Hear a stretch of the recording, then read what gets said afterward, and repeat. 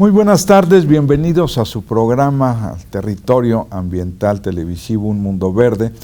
Hoy toca el programa especial de mes, la neurona ambiental, y como usted bien lo sabe, aquí tratamos, analizamos y generamos información para que usted tome la mejor decisión sobre los temas más álgidos, ya sean a nivel internacional, nacional o local, como es el caso de esta neurona ambiental que vamos a seguir platicando y analizando sobre esta iniciativa de la Ley de Aguas Estatal, que sigue la discusión pública, y eso es bueno, que esté discutiendo, escuchando los diferentes actores, propuestas, iniciativas, argumentos, contraargumentos, y de nueva cuenta invitamos a una persona que es precisamente el maestro Euribarren, que ha estado ya con nosotros, es comentarista y sobre todo especialista en estos temas del agua, y vamos a continuar con esta charla, este análisis, esta visión que se tiene sobre algo que a usted, a mí, a todos nos implica y nos afecta o nos beneficia, como es el tema del agua. Fíjate, Euribarren, que platicando, algunos decían que con esta iniciativa nos estábamos ahogando en un vasito de agua. ¿No?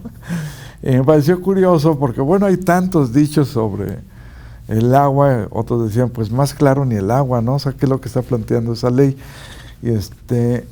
Pero vamos a continuar porque la vez pasada nos quedamos un poco cortos sobre tu análisis y opiniones, ¿no? Y en esta semana que se ha generado más discusión, ¿qué es lo que tú tomas, analizas, qué es lo que sigue estando en el centro de este debate público? Con todo gusto, Alejandro, y desde luego un saludo a todas las personas que nos hacen favor de sintonizar la señal de RTQ y nos ven a través de su pantalla. Yo diría que en días pasados hubo un foro convocado por los diputados, particularmente por el diputado Germain Garfias y por Gerardo Ángeles, donde concurrieron algunos grupos de la sociedad organizada a dar sus planteamientos en torno a la ley, y ahí decían que había una confusión que se había generado en el espacio de la discusión de la misma, y decían que la ley no pretende privatizar el servicio del agua, sino de lo que se trata es de dar más y mejores servicios a la población en materia de la dotación del servicio de agua potable en sus casas. Entonces, dicen que ese es el objetivo fundamental de esta ley. Y como ese es el objetivo fundamental de esta ley, habían dejado de fuera otras importantes, diría yo, aspectos que tendrían que ser considerados en la ley. Pero aquí lo primero que, pues al menos a mí particularmente me llama la atención, es que si ante todo es una ley que busca otorgar más y mejores servicios a la población, si la respuesta que están dando los diputados de la manera en que puede lograrse esto es a través de la privatización. Ellos afirman que no, sin embargo, gran contenido de la iniciativa, tanto la presentada por el PAN como la presentada por el PRI, tienen un muy amplio capítulo que habla de las concesiones. Y cuando hablamos de las concesiones, pues estamos hablando de la facultad que le dan al Estado o el municipio de el servicio de prestar, de hacer del suministro de agua potable a la población, que no sea ni el Estado ni el municipio, sino sea un particular. Y el otorgarle al particular esto, pues digamos, es darle la vuelta a la legislación y otorgar una concesión donde se está privatizando el recurso, porque finalmente el que va a tener el control del recurso agua, pues va a ser el particular, que va a ser el que va a brindar el servicio a la población. Entonces, de fondo y de suyo, estamos hablando, como se ha hecho en otras entidades de la República, de un modelo privatizador del suministro de agua potable a la población. Entonces, esto ya, digamos, es a confesión de parte. lo dijeron los diputados en esta reunión, en que ellos lo que buscan es que haya una mejor dotación, y inferimos que, dado el contenido de la ley, y reitero, es a través de concesiones, es la manera en la que ellos han visto que puede ser la posibilidad de hacerlo. Pero también yo diría que nos tenemos que ir al principio, Alejandro. Y al principio de la ley, si estamos hablando de una ley estatal de aguas, entonces tenemos que hablar de cuáles son las aguas que son consideradas de carácter estatal. Porque las otras tenemos muy claramente definidas, que son las aguas nacionales, que están definidas desde el marco constitucional en el artículo 27 y en la ley reglamentaria del mismo, que es en la Ley de Aguas Nacionales. Entonces, si es una ley de carácter estatal, tendríamos que hablar de las leyes, de una ley que regule las aguas estatales. Y aquí viene la primera indefinición. No tenemos claridad de cuáles son estas aguas de carácter estatal que pretendería regular la ley de la materia en nuestro estado.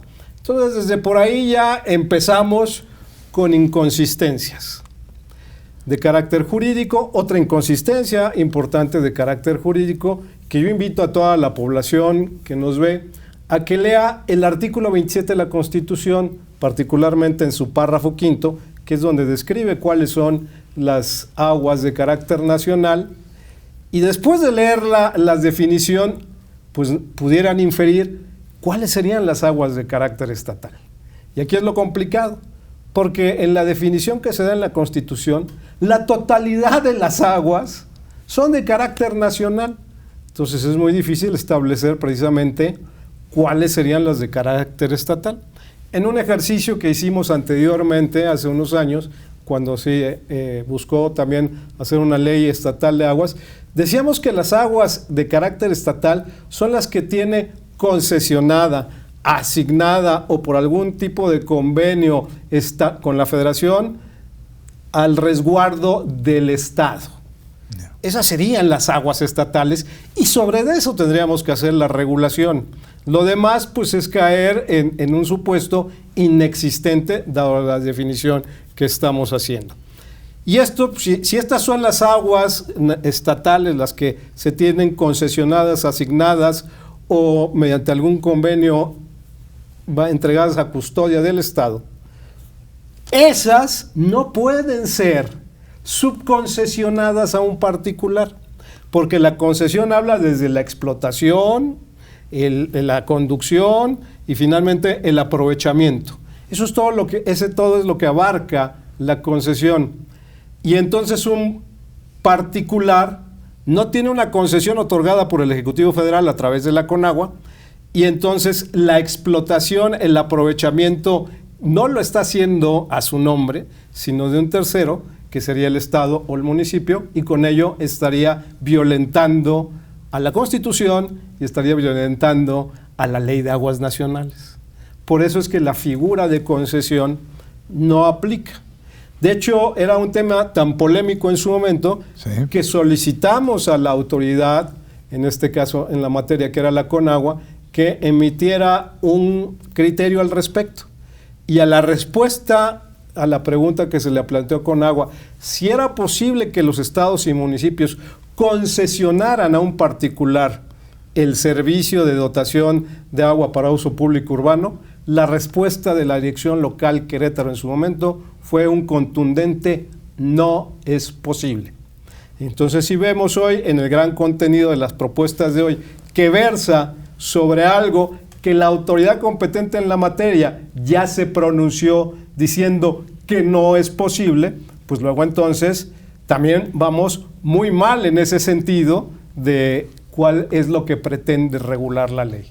Porque una ley, como lo he venido escuchando de manera atinada, debe ante todo buscar resolver problemas existentes y prever problemas en el futuro. Y a la luz de estas primeras aproximaciones que hacemos, ni resuelve ni prevé problemas en el futuro. Entonces diría yo, ¿cuál es el sentido de una ley en estas características? Enrique, fíjate que a mí me gustaría ver en esta iniciativa de la ley que de manera explícita no te encubierte, de manera explícita, que se reconoce el derecho humano al agua y su saneamiento. Y yo lo he catalogado como la póliza colectiva de un seguro que extiende el Estado, porque es el que está obligado desde la Constitución a garantizar este derecho humano. Entonces me surge la pregunta, el gobierno es el obligado de garantizar este derecho humano al agua, pero si hay una concesión, el particular tendría la misma obligación. Yo creo que no tienen la misma obligación. Ellos se van a basar en una relación contractual. Me pagas, te brindo el servicio; no me pagas, no te brindo el servicio. Porque no es quien asume la tutela de un derecho humano.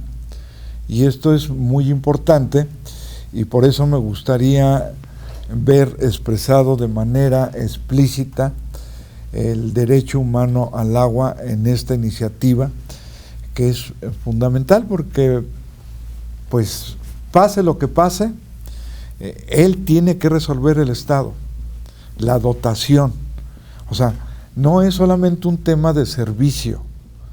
O sea, y aquí sí hago la diferencia, no es un tema de servicio, sino la dotación del agua para consumo humano es lo que protege el derecho humano de acceso al agua y su saneamiento.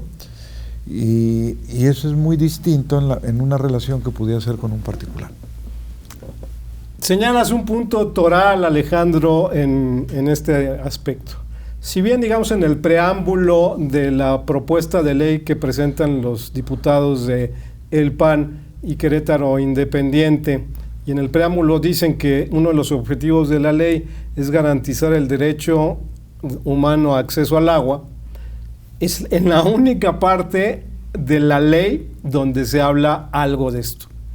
No contempla en el resto del cuerpo legislativo cómo va a garantizarse precisamente el que la población pueda tener este derecho al agua, este derecho humano. Simplemente quedó en el enunciado, pero nunca nos dicen ni cómo le van a hacer para garantizarlo, ni tampoco dicen cuál es la cantidad mínima que el Estado está obligado a dotarle a la población del recurso. Y como bien lo dices, en el momento en que pasa la prestación del servicio a un particular, el ciudadano que es objeto de derechos pasa a convertirse en un cliente de un privado, en donde la relación se vuelve simplemente de carácter contractual, comercial, en donde establece también la iniciativa, ante el no pago, el corte del suministro del servicio. Y aquí entonces vemos que la población más desfavorecida, en el momento en que no pueda pagar, entonces se le van a violentar sus derechos porque se le va a cortar el servicio. Entonces este es uno de los problemas de fondo que presenta la ley, que no garantiza precisamente el cumplimiento a este derecho humano de acceso al agua que tiene toda la población en nuestro estado. Entonces, precisamente por eso estamos también en contra de que sea privatizado este servicio, porque, pues ante todo, la tutela y la obligación de carácter constitucional en el artículo 115, de hecho, el primer servicio que tiene obligación el municipio de dotarle a la población es precisamente el del suministro de agua potable a los habitantes de su demarcación. Pero además, en estos objetivos de desarrollo sustentable y en este derecho humano de acceso al agua, no nada más es la dotación, también viene la otra parte, que es el saneamiento. El derecho humano es a tener acceso al agua y su saneamiento. Y la ley no habla tampoco, no contempla nada al respecto del saneamiento. Entonces también es una ley que se queda coja en este sentido, y que es importantísimo el que tengamos un adecuado saneamiento de las aguas. Porque en la medida en que tengamos este adecuado saneamiento de las aguas que utilizamos, le podemos dar un segundo o hasta tercer uso, y con eso estamos evitando el que el estrés hídrico en el cual ya vivimos se vaya incrementando. Entonces, por eso también decimos que es una de las múltiples dolencias que presenta esta iniciativa que han dado a conocer estos dos partidos políticos. Insistiría en el derecho humano al agua, porque ya se ha discutido y la Suprema Corte de Justicia lo ha retomado, que el derecho humano al agua implica, como bien lo dijiste, una cantidad. O sea, ¿cuál es la disponibilidad que tenemos aquí? 140, 120, 80, 100. ¿Cuál es? ¿No? Después implica la calidad, o sea, no solamente te voy a dotar, por decir algo, 150 litros, ¿no? Sino la calidad. ¿Es correcto? Entonces, es otro de los elementos o de las condiciones que deben de cumplir el ejercicio del derecho humano al agua. 3, el acceso. Entonces, no es lo mismo que te den calidad y esta cantidad, pero solamente te lo dan los fines de semana o te los dan en la noche, ¿no? O como sucede en muchas colonias de aquí, que es un tandeo, ¿no? Entonces, ve por el tambo o ten tu tambo afuera porque te lo van a poner ahí. Entonces, implica determinadas condiciones para el cumplimiento debido del derecho humano al agua. Y esto debería estar de manera expresa en esta iniciativa. Por lo menos yo como ciudadano sí me gustaría ver eso. Y de hecho te faltó otro elemento, el costo. El costo. Que no debe ser superior, de acuerdo a lo que recomienda Naciones Unidas, al 30% del ingreso familiar.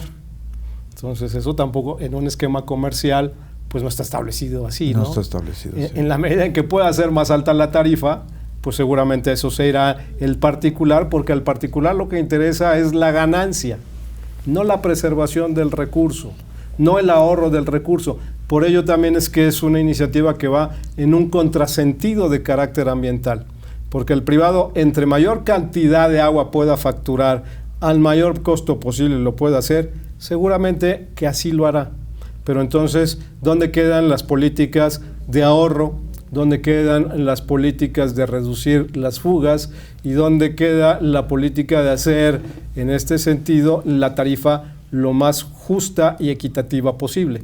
Son de los aspectos que no vienen contemplados en la ley, que no están regulados y que de alguna u otra forma, inclusive ya los diputados han dicho que no habían contemplado esto, pero ahora salen con la respuesta de que en unas leyes posteriores regularían esto. Y pues creo que no va así. Primero hay que regular esto, que quede claramente en una ley y no después tratando de hacer parches, porque entonces estaríamos pues generando un Frankenstein legislativo, ¿no?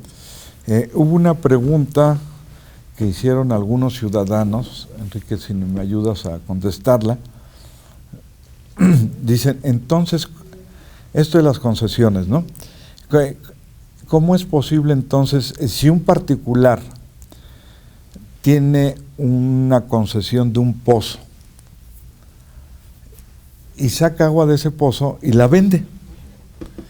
Y eso ha sido una práctica común, incluso hasta las empresas, las industrias compran a veces, ¿no? Determinadas comunidades rurales igual, o las más alejadas, y compras la pipa. Tú me traes una pipa y es de aguas residuales, pero en este caso son de aguas de pozo para consumo. Entonces, ¿es una contradicción o cómo está ese asunto? Es lo que de repente los ciudadanos dicen, pero si eso ya se podía, entonces ¿por qué ahora no la concesión? A ver, hay que tener claridad en esto, Alejandro. La Comisión Nacional del Agua, que es la que otorga las concesiones, lo puede hacer con distintos usos. Puede ser el uso agrícola, entonces todas las actividades de carácter agrícola pueden aprovechar las aguas. Puede ser para el uso pecuario, la actividad ganadera, pero particularmente hay un uso que se denomina el uso servicios. Así como hay el industrial, hay el agrícola, hay un uso servicios, que este uso servicios sí permite la comercialización de agua, en este caso para pipas. Aquí lo que radica es, por ejemplo, el uso agrícola y el uso pecuario. Por cada metro cúbico que se utiliza no se le paga nada a la federación. Nada. Sin embargo, en el uso servicios se tiene que pagar por metro cúbico 22 pesos más o menos a la federación. Entonces, sí genera un pago ese consumo que se tiene que pagar, y es lo que permite la comercialización. Evidentemente hay quien, violando la ley, por ejemplo en estos usos pecuario o agrícola, pues también se dedica a comercializar a través de pipas.